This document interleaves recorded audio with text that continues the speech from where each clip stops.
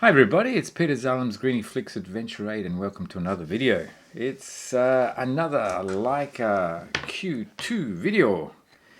Yes, so the question is, can this one camera with one shot give you multiple photographs and multiple stories?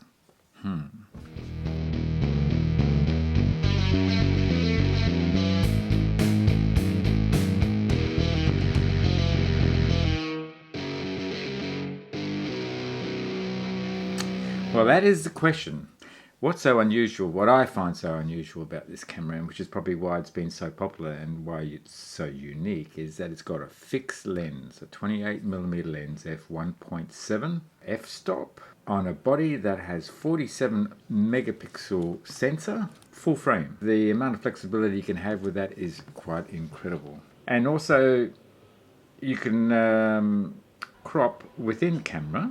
So you're actually taking a smaller segment of the lens down to 35mm, 50mm or 75mm, or you can just take the full frame shot at 28mm wide angle and then in post-processing do the editing and crop down within the image.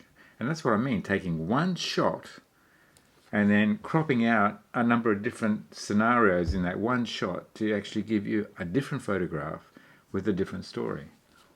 One shot, multiple stories, multiple photographs. And I'll actually go through some examples. So I went out for a bike ride yesterday into the city and just took a bunch of shots. Now, when I was taking the shots at 28mm, I had one story, one image in mind. I didn't have the story or the image of cropping within that scene, but just took the scene as a wide angle 28mm. And then in the post-processing, when coming back to the computer, coming back to Lightroom, then spending more time on each image and seeing what other stories were in that picture. So once you started to crop down, then could you get either a more of a defined story of that same story, or could you get a new story completely out of that? Something that wasn't obvious in the photograph, but after you've cropped down and you created a new image, there was a new story to tell. Okay, let's go have a look at some of these photographs and then I'll show you what I mean within Lightroom, how I did that. And then we'll finish off the video with a few of those photographs just as a bit of a slideshow. During my ride, I took about 50 shots and I've selected 7 photographs. So actually 7 shots. Now, I've set up the camera to shoot DNG files, so RAW, but then the JPEG file within camera also is saved, but I've actually saved that as a high contrast black and white. So that means out of 7 shots, straight away I've got 14 photographs to play with. And then with these 14 photographs, I've also, first things first, in order to change the story within the photograph from the color to the black and white, I've done a crop of either the color or a crop of the black and white, and then also maybe done some changes with regards to the exposures and contrast and color, etc. But let's have a look in greater detail. Let's take one photograph and crop it, and then you'll be able to see what the relative crop looks like. Okay, let's have a look at the full frame. That's 28mm full frames, 47 megapixel, and then if you crop down to 35mm, that becomes 30 megapixel. At 50mm, it becomes 15 megapixel, and at 75mm, it becomes 7 megapixel. So if we just go into the develop mode, then it might be a bit easier to actually see what's going on. So the first thing I did was the crop setting. So for each photograph, we can see roughly what the crop is. So on this color one, I didn't change the crop. We go to the next shot, then we can see that it's a much smaller crop.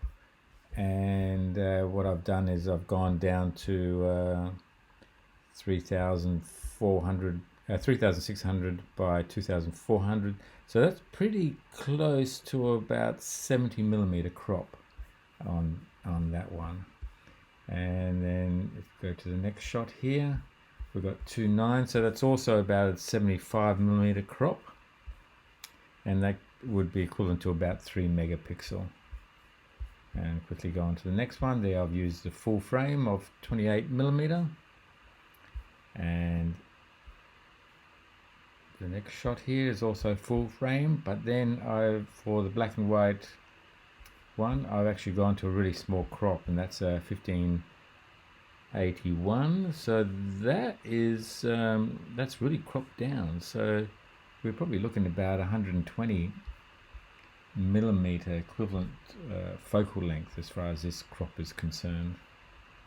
And we're also down to about 2 megapixel, 1.5 megapixel for that shot. In fact, yeah, 1.5 megapixel for that shot. Have a look at the next shot here. What do we got? We've got a 4500 by 3000, so that's about a 50mm crop.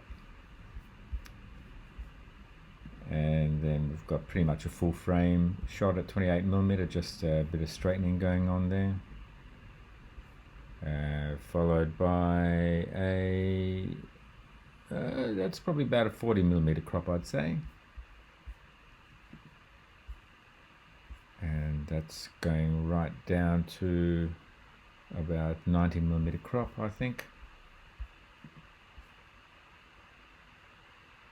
And then with a bit of perspective change and control, just to straighten everything up, we've also probably got that down to about 35mm crop, I'd say.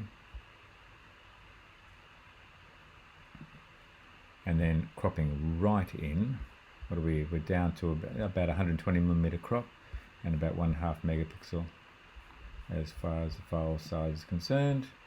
And now we've gone to a really small crop again, also about 120mm, and then back to a full frame. So you can see that all of these shots, we got the detail here as far as what was actually taken. All these shots were taken at 28mm, and we've got 7 shots, 14 photographs, and 14 stories. And if we just look at maybe just a couple of these, so we'll look at this one here. And you know, it's a wonderful photograph. It's got lots of reflections, and it's in my opinion, it's quite artistic. And I had to do a bit of editing to actually bring up the light here to be almost a mirror image of the light up here. But we don't see what else is actually, we don't notice what else is going on here. And there's one thing that's happening in here, and that's the point of the next photograph.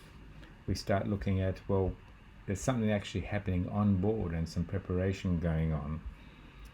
And I presume they're actually preparing these flowers here, roses, because this person's got gloves on, almost like leather gloves, and this person is looking at what's going on. So that's what I mean by, you know, different stories in the photograph when you actually crop it down.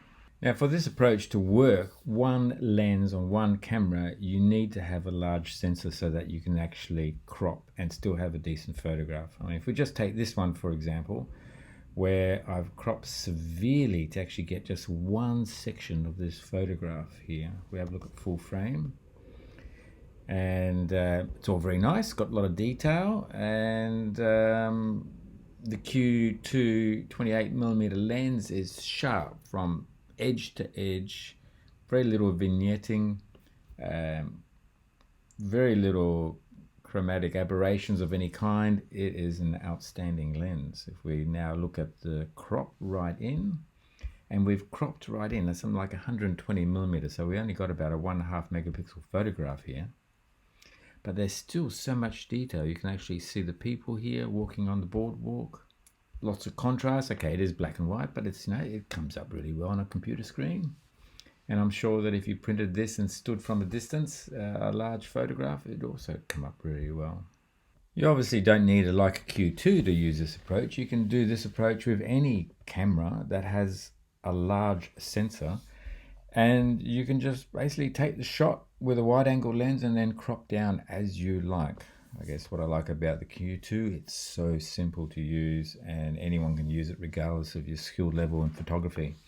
What is appearing is that a lot of professional photographers do use the Q2 in addition to whatever other camera they use, whether it be Leica branded cameras, whether it be M series, SL series, or whether it be other manufacturers.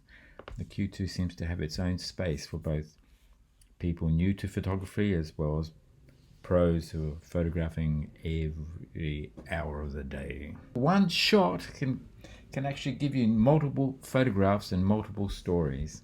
Well, I hope you found this video interesting. It's been great making it. As always, every time I make a video, I learn something new. If you like this video, then give it a thumbs up. I really appreciate it. That's how you support the channel. If it's the first time to my channel, then please do subscribe and press the notification button. I'll finish off with some slides, and so you can just enjoy the photographs for the ones that have been taken here.